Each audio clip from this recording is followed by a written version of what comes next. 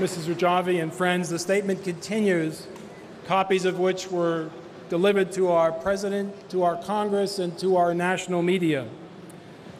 It continues, Mrs. Rajavi's steadfast message to political and religious leaders around the world over a period of many years is a 10-point plan for the future of Iran that would resolve Iran's most dangerous and destabilizing challenges.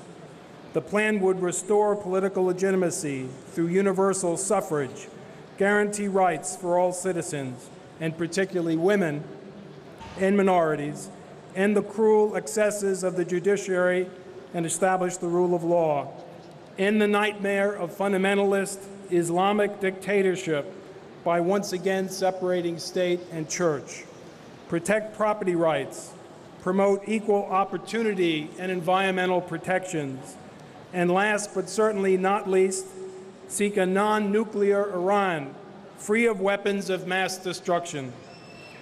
The idea that Washington should continue in 2015 to disregard a worldwide group of Iranians promoting such a platform is indefensible.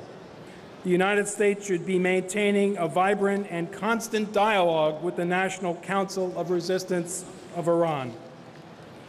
It is by now beyond dispute that the regime in Tehran is fomenting instability and conflict throughout the region, most notably in Syria, Lebanon, Yemen, and Iraq. Its campaign to undermine stability was launched because the regime sought to enhance its influence throughout the region and because it feared the emergence of a more open political system in nearby countries that could revive the democratic forces behind the Persian Spring of 2009. Iran shares responsibility for the rise of ISIS. The phenomenon was cynically facilitated by Syrian dictator Bashar al-Assad and then Prime Minister Nouri al-Maliki in Iraq to divert the focus from their own divisive sectarian actions, supported by Iran, about which we have repeatedly warned in previous years. Iran's regime has sustained the leader in Damascus guilty of major war crimes against his own people, and in defiance of a presidential red line, a UN-brokered transition process, and the united stance of Arab League governments insisting on his departure. It has supplied military-grade weapons to Hezbollah, a Lebanese non-state actor, with the blood of American diplomats and Marines on its hands.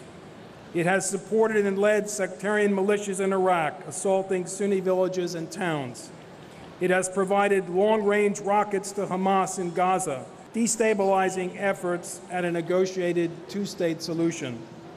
And it has supplied arms, explosives, and funds to an insurgent group in Yemen that has driven out foreign embassies, including our own, seized power, and provoked a new regional military conflict.